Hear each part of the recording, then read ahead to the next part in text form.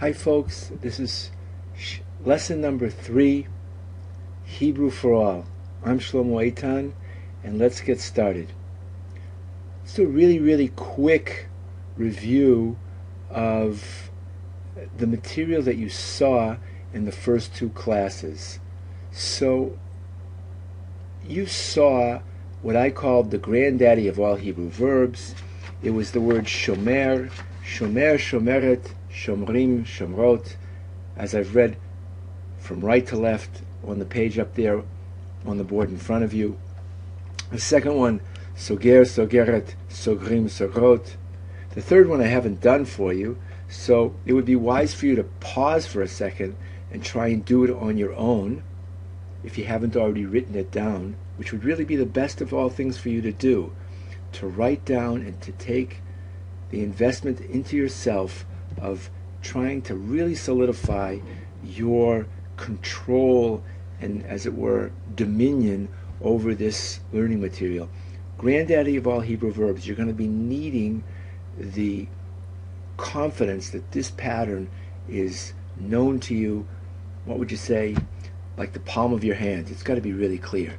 Shomer, shomeret, shomrim, shomrot, soger, sogeret, sogrim, sogrot. What would you do for number 3? If you like, pause. If not, I'll say it for you right now.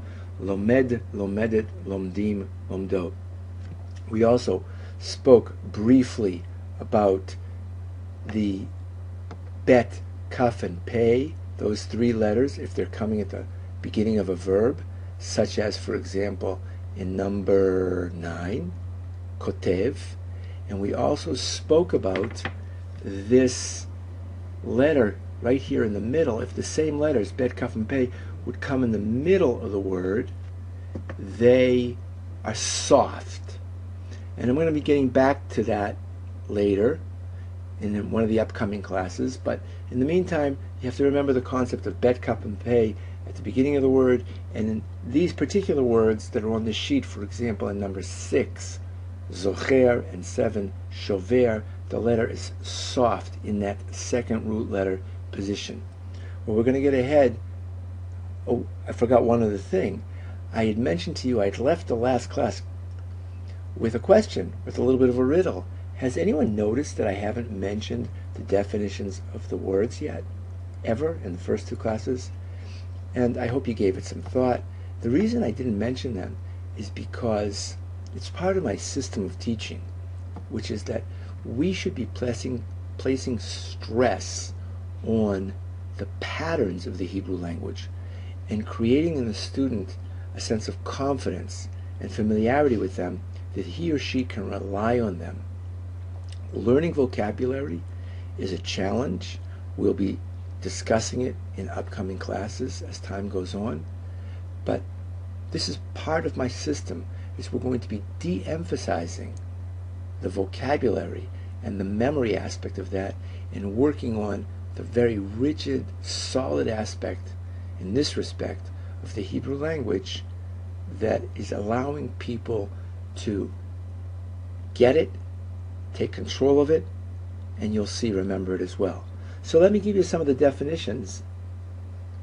Shomer, guard or keep, as in I keep Shabbat. Soger, close. In number 3, lomed, the word we started today's class with, learn or study. 4, gonev, steal.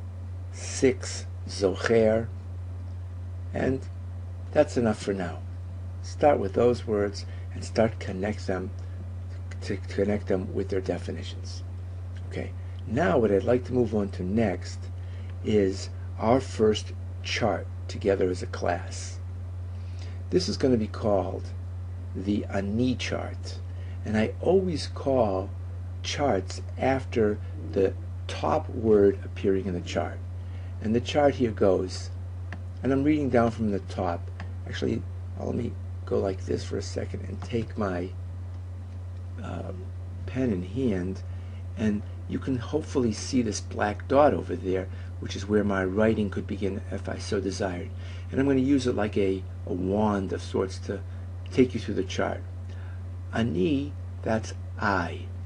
we jump one down to the right. Ata is you. At, you feminine. Hu is he. He is she. Always creates a kind of nice play on words that people find amusing. Anachnu is we. You is you masculine plural. I always call it in classes y'all. And that's to distinguish it from the two yous up above. And then y'all feminine, aten. And then the bottom two are hem and hen, they masculine and they feminine. The chart's got some inner wisdom in it, which I want to share with you. The inner wisdom is that if you look down, the entire right side of the chart is masculine. The left-hand side of the chart is feminine. All of the words on this side of things are feminine. All of these, as I've mentioned, are masculine. And these two in the middle, the ani and the anachnu, are used both by men and by women. Okay, so when I say we learn a chart together, I would suggest, I've mentioned this idea before, take your hand, finger, place it up, and as you pronounce and read the words, or if you just listen to me doing it, move your hands through the motion of the chart. I'm only going to be using the word chart for pictures with this structure. 10 components. Ani, ata, at, hu, he, anachnu, atem, aten, hem, hen. Ani, ata, at, hu, he, anachnu, atem, aten, hem, hen. Pause the film and see if you can read those to yourself. And then try to do it with your eyes closed. Try to learn how to memorize. Try to learn it focusing on, I want to remember these words. Close your eyes. Ani, ata, at, hu, he, anachnu, atem, aten, hem, hen. One of the questions that I feel that I'm inevitably asked in every class is about these vowels underneath these two words, hem and hen. I'll be calling them cat's eyes because I didn't use the technical terminology because I'm afraid it's going to confuse the student. Cat's eyes, two dots side by side.